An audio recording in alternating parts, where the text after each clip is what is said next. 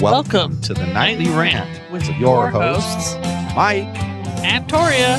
This is the show where we examine society from a sarcastic point of view. If you like insane conversations, this is definitely the show for you. Let's get into today's topic. YPN people, I don't know about you, but I love helping out a friend. That's why I want to shout out my friend Brian Little and his podcast, Your Favorite Blockhead. This is the only show that manages to weave together peanuts and MMA into one heck of an amazing podcast. You can find Your Favorite Blockhead wherever your favorite podcasts reside and at yourfavoriteblockhead.com. Do me a huge favor and listen to Brian's show. You'll be entertained and you'll help out a friend. Now, as I said, let's get into today's topic. Bye-bye, Sammy. Oh, Sammy. Did we even tell anybody about Sammy? We introduced the fact that we had him, yes, that he was a little red wiener dog with long hair. So this is the quickest foster dog, besides the very initial puppy that we've had. But also the weirdest thing about Sammy was his personality is a clone of Yogi. Even the way you deal with him is the same way you deal with Yogi. Right down to the, I'm scared of you approaching me too quickly, I'm going to roll over and be submissive. Yeah, same thing. If you knew how to deal with the Yog Dog, then you'd know how to deal with Sam Man. He was easy to deal with. Such a smart cute. Little dude. Sometimes. And he was cute. Stubborn. And he was loving. Stubborn. And I think he went to a super good home. Yeah, I'm happy for him. Me too. He has lots of friends where he's at now. Yeah, I'm very happy for him. I actually think that could be good for him. Might pep him up a little bit and make him more of... He's only 4 years old. Make him a little bit more active. Like Yogi gets to have a good time because he's had cats here and everything. He's not the only animal. He sort of only had his dad with him, and his dad's like 8 years old. And it sounds like the family that he came from, he didn't do a whole lot. He's a pretty chill little dude, but now he has a dog brother, a dog sister, and 4 cat siblings. It's places like that started the whole battle against short-term rentals, though, like where we drove today, because I'm going to say maybe as soon as 4 years ago and as late as 6 years ago, okay, they started building those houses out that way. And you could buy those houses for $250,000 base price. Okay. Now those houses are worth $850 easy. Wow. Okay. But that's why what people are doing is they've bought those houses when they were super cheap and then they're Airbnb-ing them. Well, why the hell not? It's their house. Exactly. And it's interesting, though, because that's where it started, was in sort of more, on the outskirts. That's where the whole backlash started. In the cities, no one ever cared. Then everyone latched onto that whole argument about how, there's strangers coming in and out and we don't know who they are. Well, when you really think about it, okay, we have a 66-unit apartment complex. The minimum lease term is a year, minimum. She doesn't give shorter than that. Yet, how many people actually stay a year? 75%. Right. So there's a good quarter of them that they're gone in less than a year. How many of them stay longer than 1 year? 5%? Yeah. There's very high turnover rate. I think there's only 3 apartments who've lived here as long or longer than we have. So it comes down to, how is it any different? Someone making a little extra cash doing basically the exact same thing. Well, and how is it different from having a roommate? Yeah. And how is it different than having a house guest come and stay for a week? What is the difference? You know what it is? It offends them that they're making money doing it. That's what it is. Who the fuck are they to tell somebody else how they can make money? Bingo. But on some level, they're offended that person's smart enough to make money off of that. Well, I'm offended that they're trying to control somebody else's income. I'm offended by the whole thing because if I buy the property, do what I want with it. I get to do what I want with my property. Right down to if I want to build a giant meth lab in the basement, my fucking house if I want to blow it up with a meth lab. You can do that, but because meth is illegal, they can come and take it away from you. I didn't say I was going to cook the meth. I just said I was going to build a meth lab. Well, sure. You can do that. You can do anything you want with your house. Exactly. It's your house. Exactly. Put a baseball field, a miniature baseball field in your basement. Who cares? Right. It's your house. Do what you want. But the government has decided that they care. And won't let you put a baseball field, a meth lab, or an Airbnb room in your house. Right, and it's stupid. The Airbnb part especially is stupid. And the baseball field. But the Airbnb part especially, because you nailed it. It's like having a roommate. They don't tell people they can't have roommates. So why should they tell them they can't rent out their place short term? I agree. I completely agree. And then when you think about it, the city where we're in, there's a lot of hotels/motels all over the place. So aren't those, by their very nature, the same thing? Yes. And there's a lot of those here. We're not talking about this being a small podunk town where there's one 4-room motel. Right. You know, we're talking about a place that houses hundreds of people. Why are we hiding behind? I have no idea. I think it's absolutely asinine. And like that lady that we kind of touched on in our last episode when we talked about this that got up at the meeting, she lives in Anaheim, and she's like talking about how some big company has come and bought up all the empty houses in their neighborhood, and they're coercing people by giving them offers above market value for their houses so that they can buy them and Airbnb them out. So if I want to go and offer somebody $50,000 above market rate for their house, and that person wants to accept it, then what's the problem? What's the problem? That's between two people. They do have the right to buy and sell real estate. Right. And if I wanted to rent out my house that I just bought in Anaheim for $50,000 above market value, and I rented it to a tenant that had a constant string of house guests, put it this way. What if it's a tenant who likes to sleep around and has a different woman coming every night? Who the fuck cares? Who the fuck cares? Here's the thing. Just stop.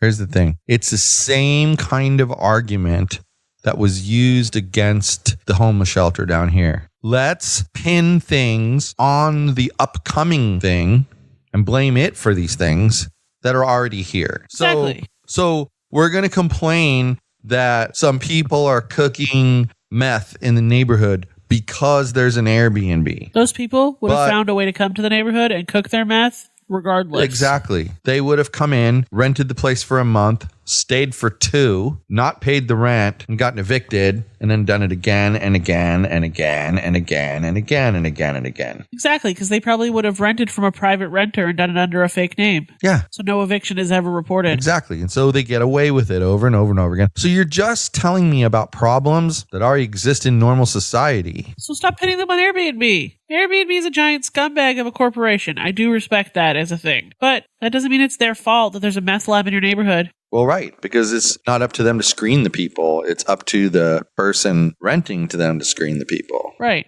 I mean, I don't think people realize that it doesn't have to just be through the app. Right. I'm bothered by that concept, but I'm bothered more by the way they're trying to enforce their concept, which is using things that are already in place and blaming it on the new thing. No. Including their argument about the constant stream of people coming into their neighborhood. Well, yeah, that's why I use the example of our apartment complex, because here's the thing. You're right. Probably 75% stay for a year. All right. Then out of that 75% that stay for a year, about a total of 5% total come out. So, you know, it's probably more like 6% of the 75%, whatever. Right. There's a close percentage there that comes and stays longer than a year. Then there's 25% that never ever stay longer than a couple of months and they bail out. And it makes you wonder, like, how do they do that? But they do. And it happens with enough people consistently. And then at a year, a lot of people just boogie on out of here and they're gone. Because they don't want to deal with the rent increase. And I'm not sure how they win that one, because what they don't realize is the other apartment got a rent increase too. You know, wherever you move to. Yeah. It's more expensive than the last guy paid. It's just interesting because my point in bringing that up is we deal with that on a regular basis right here. And this isn't an Airbnb situation. It's just a regular old rental. Right. So I really fail to see the significance that it's a quote, Airbnb, because the people who significantly want to make good money, they seriously want to make good money, they're not going to rent to one-offs that are only going to do one day here, one day there. They're going to start making rules like minimum 1 week rental, minimum 2 week rental, minimum 30-day rental. They're going to make rules like that because they want to make money. Right. The other people are never going to make money. In fact, those people are going to say, well, see, that's why they should be outlawed. But those people have zero impact on your neighborhood because they might rent out their place every weekend and that's it. Right. So 4 different people come a month there. Like you said, family could be traveling through. And I'm sure there's places near Disneyland that people live near Disneyland.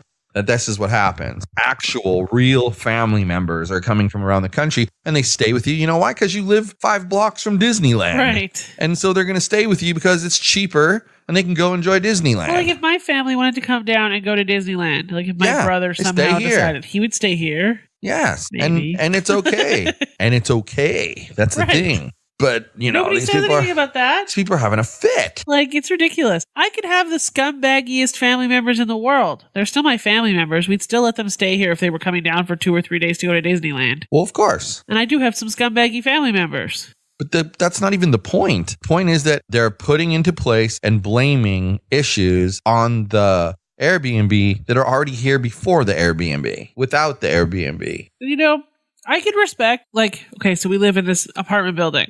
I could respect if this apartment building made a no Airbnb rule. Yeah. You don't own this apartment. No. They do get to dictate what you do with this space. Yeah, because it's theirs. Again, you can only tell the owner. Only the owner can say what to do with the property. Right. And I respect that in neighborhoods that have an HOA, the HOA restricting it because you're agreeing to that. And you signed their agreement to follow their rules. Yes. But the city? No. The fuck are you to tell people what they can do with their place? You're not. Shut up. It's just like when you become a member of a gym. Right. You know, the HOA is just like that. You become a member of a gym. You're paying a dues, yes. And for that, you're expecting a service back. Exactly. And for them to give you the service ongoing, they're going to apply some rules. And you must follow them because they are the owner of that business. When you buy a house in a neighborhood, you are made aware of the HOA rules before you make an offer on the house. So it's not like they come at you out of nowhere. And you get to join the HOA board if you want to. Yes, you get to and you can participate influence in those that. rules. So if they want to ban Airbnb in a neighborhood that has an HOA, go for it. Yes, because they own that realm and they get to say what you do with it. The city of Buena Park does not. And they should stop because it's ridiculous. Yeah, government has no place in it. Right. It's just like we were talking about. Remember I mentioned to you, and I've been kind of intrigued by this idea, and I'm going to need to research a little bit, but people talking about private police forces. You know, I'll tell you that later. I have 2 things to tell you later that may make it into an episode at some point, but I'm not ready to put it out there right now. All right. So keep listening for the extension to this topic. The Airbnb topic? Yes. Oh, God, we're going to have another conversation about this? Makes me all sorts of fired up. It's an interesting topic because I couldn't be more libertarian on an issue than this. I couldn't. I totes think the owner says what happens with the property, period, the end. With the exception of HOA. Well, yes, because in that case, you've signed a contract. You've joined a group that gets to dictate what happens with your property. Just like you join a gym that gets to dictate how you use their gym. In those houses that I manage, the one on the south side of the city is in an HOA neighborhood that forbids Airbnb. 100% forbids Airbnb. Okay. They dictate that if you're going to rent out your house, the lease term cannot be shorter than 90 days, which is interesting. Okay, whatever. So the fact that the house is listed on Airbnb and they can see that the minimum lease term is 90 days, they don't bother him because it's not technically a short-term rental. Because he's not technically a short-term rental anymore and he's adhering to their rules. Exactly. And that's how they control whether they want those or not. And that seems reasonable to me. Don't ban people from using a service to find tenants. Just restrict the how term. They can use it. It is what it is. There's another neighborhood in the same city where it would be like if Hollywood part of Los Angeles, this area part of that bigger city. And they no lease terms shorter than 30 days. And that because that's what they consider reasonable. Right. Banning it all together seems asinine. Well, yeah, and that's the thing. Again, the problem that I have with it is that they're not changing anything by making it the, quote, usual way. Right. I mean, because as the owner of the property, I get to rent out the house if I want to. It's mine to do that with. If you wanted to, if you're a homeowner and you wanted to list your house on Craigslist for short-term rentals, they don't care. But you realize like they have the 30-day minimum, like you mentioned, minimum term.